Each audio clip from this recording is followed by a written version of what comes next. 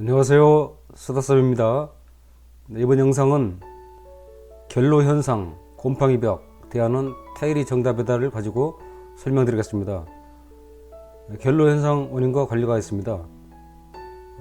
첫 번째, 단열 처리 원인이겠는데요. 건축 당시 단열 처리가 미흡하여 발생하는데 예벽, 마감재나 창호 형태에 따라서 바깥 온도가 벽체나 창호를 통해서 급속히 실내로 전달되는 과정, 열 전도라고 하죠. 발생합니다. 따라서 결로가 장기간 발생하면 곰팡이로 이어지는 악영향이 발생합니다. 두 번째, 관리입니다. 생활 습관을 바꾸고 시설 보완으로 결로와 곰팡이 발생을 줄일 수 있습니다. 첫 번째, 욕실은 환기가 잘 되도록 선풍기를 설치하고 실내에서 세탁물을 건조시킬 경우 창문을 열어두거나 제습기를 가끔 키워두는 것이 좋습니다. 그리고 주로 발코니에서 세탁물을 건조하게 되는데 발코니에 따로 제습기를 설치하여 흡수된 저장수를 배수구에 배출 호스로 연결하면 아주 편리합니다. 첫 번째, 내 예벽, 창문 등의 틈새는 우레탄 폼으로 충진하고 코킹 주입이 필요합니다. 두 번째, 실내 공기 정화를 위해 1일 2회 이상 20분 이상 창문을 열어두면 좋습니다. 그리고 세 번째, 제습기를 장마기나 동절기에 4-5시간 자주 켜두면 결로와 곰팡이 증식을 막을 수 있습니다. 그리고 결로와 곰팡이 벽에 타일을 붙이면 해결됩니다. 그러면 타일을 붙이기 위한 과정을 설명드리겠습니다. 첫 번째, 1단계, 곰팡이를 제거를 해야 됩니다. 우선 곰팡이가 핀 벽지나 페인트를 물을 분무한 후 마스크를 착용하고 철 주걱으로 헤라라고 그러죠. 제거합니다. 첫째, 이제 곰팡이를 이제 없애야 됩니다. 그래서 과탄산 나트륨하고 식수를 혼합하여 분무하거나 또 시중에 곰팡이 제거제를 이용합니다. 또 집에 있는 락스를 분무해도 좋습니다. 둘째, 그런 다음에 시멘트 벽은 하루나 이틀 정도 충분히 말려줍니다. 이제 벽지라든가 어떤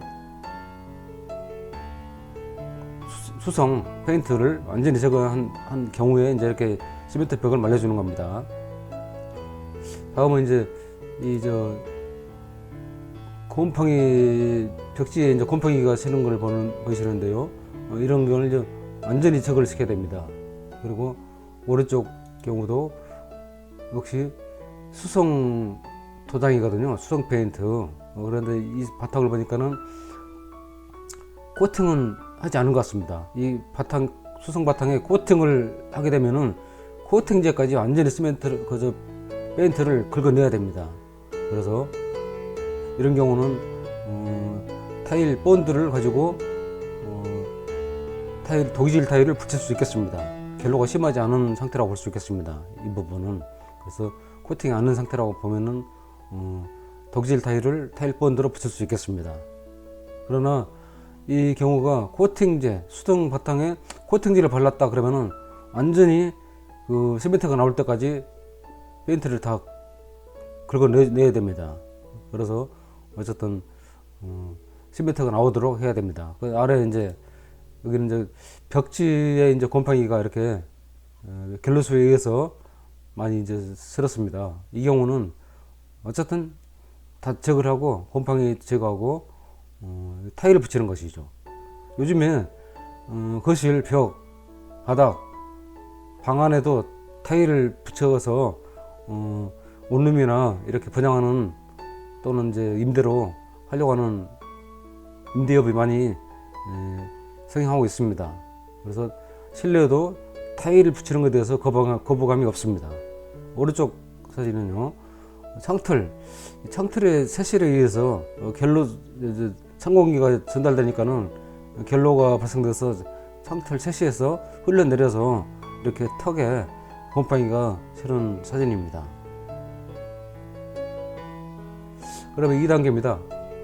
바탕면에 따른 타일 선정을 해야 됩니다. 그리고 부착 재료를 또 선정해야 됩니다. 그러면 어떻게 해야 되는지 한번 읽어보겠습니다. 타일 선정은 도기질 타일이 있는데 수분 흡수율이 13% 정도입니다. 그리고 자기질 타일은 수분 흡수율이 1% 미만인데 이런 타일이 있습니다. 그러는데 바탕면의 종류나 결로 심한 형태에 따라서 어느 것을 선정하느냐가 중요합니다. 이 부분이 상당히 중요한 부분입니다. 시멘트 바탕이라고 한다면 결로가 심하지 않는 벽은 도기질 타일을 타일 본드, 즉 세라픽스로 7,000에서 9,000번으로 붙여도 됩니다. 이 경우는.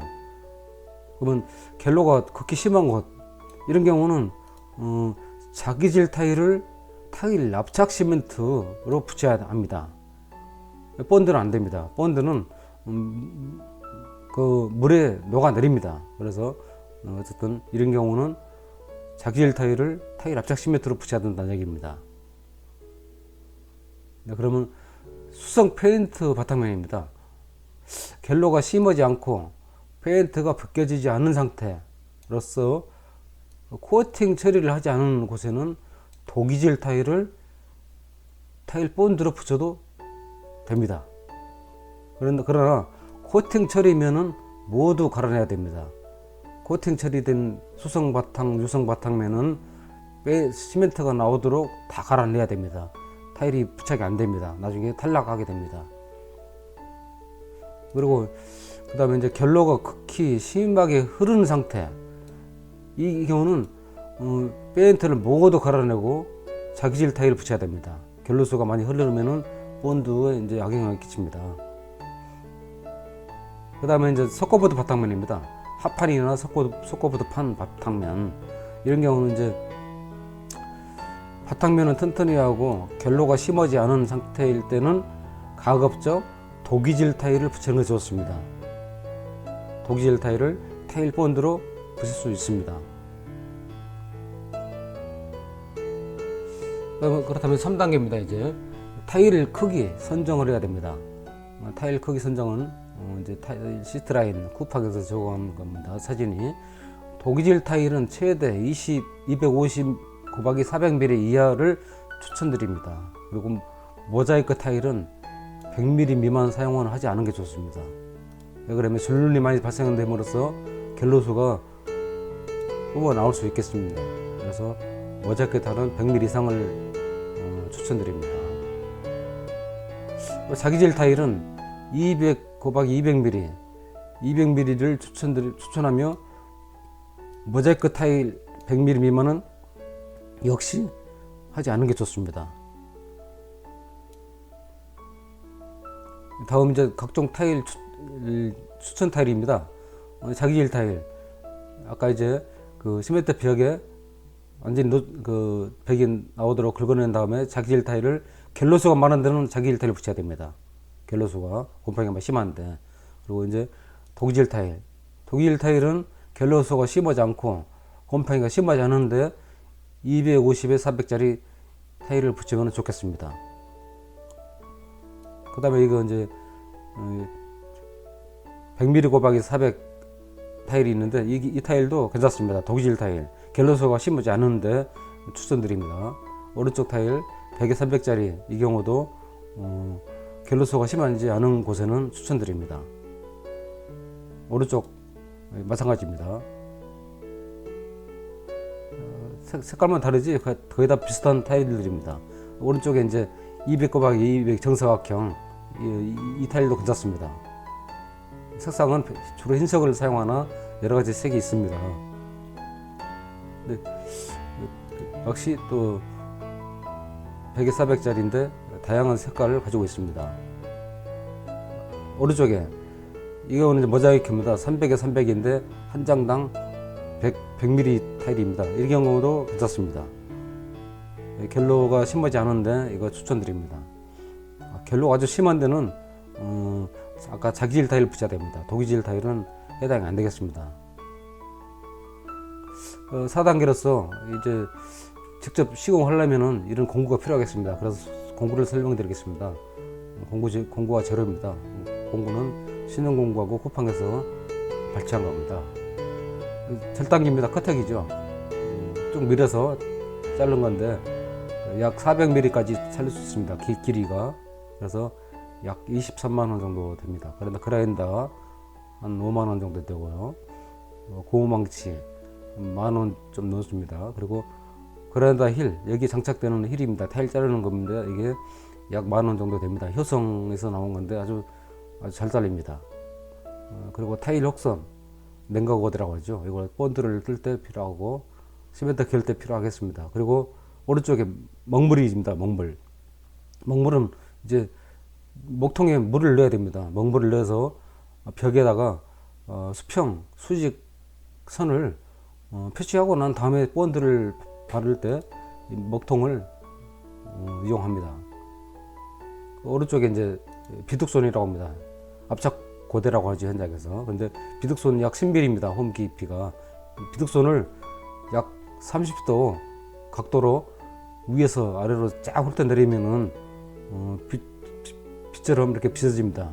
그 상태에 먹줄이 나타나게 됩니다. 그래서 비둑손이 10mm, 홈이 깊이가 10mm가 필요합니다.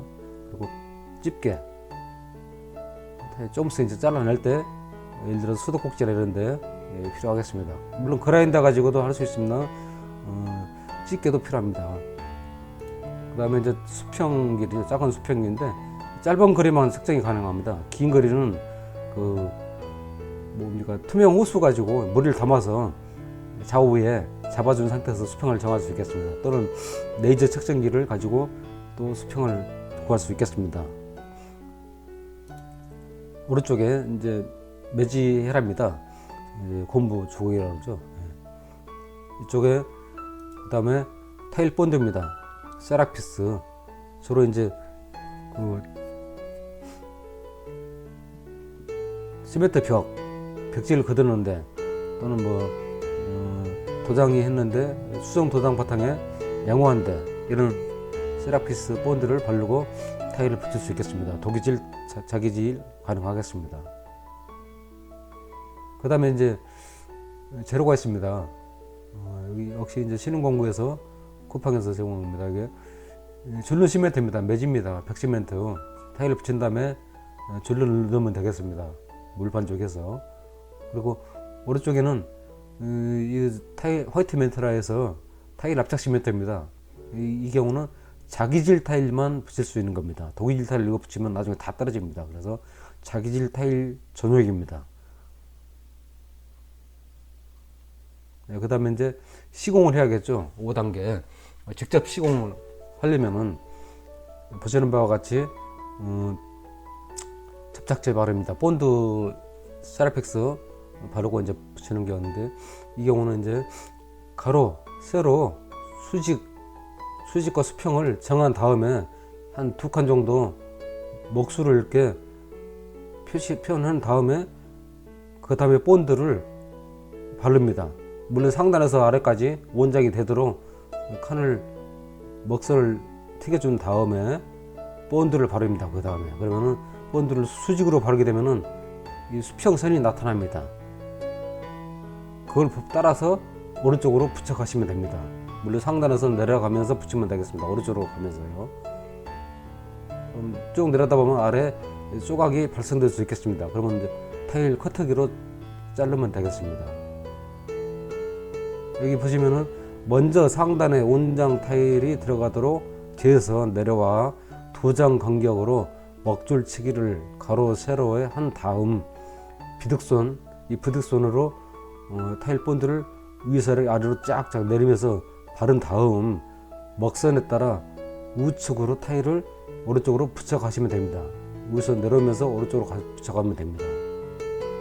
그래서 접착제에 바른 이 경우는 250에서 400mm 타일인데 이 타일도 면이 반듯한 데는 이 타일 추천드립니다. 좋습니다. 그리고 이제 면이 반듯한 이제 평탄치 않은 데는 이런 타일이 또 맞습니다. 그래서 굴곡이 있는 경우는 그러면은 좀 올라오고 들어간 데 대해서는 커버가 될 수 있겠습니다. 그래서 바탕이 반듯한 데는 저는 이런 타일을 추천드립니다. 250에서 400. 그 다음에 이제 6단계입니다. 관리. 그래도 어쨌든 이 발코니에 주로 세탁물을 건조시키는데 이 제습기 설치해서 가동하는 게 중요합니다. 원래 제습기가 이렇게 설치해서 바닥으로 이래서 연결해 갖고 잉여수를 호수 연결해서 배수구에 조이시키면은 갤로수 따로 넣어서 받아낼 필요 없이 자동으로 이렇게 흘러가게끔 하면은 아주 편리합니다. 이래서 이제 발코니에 빨래를 세탁물을 건조할 때는 하루에 한 4시간 정도 키워두시면은 겨울이건 장마기간에는 아주 청결하게 관리할 수 있겠습니다. 그리고 오른쪽에 역시 뻑뻑이, 큰 유리에 뻑뻑이를 붙이시면은 찬공기를 차단할 수 있고 갤로수가 흘러내리는 것을 또 방지할 수 있겠습니다. 이 순서대로 하시면은 초보자일 경우에도 시공할 수 있겠습니다. 네, 감사합니다. 끝까지 시청해 주셔서 감사드립니다. 네, 좋아요 그리고 구독 부탁드립니다.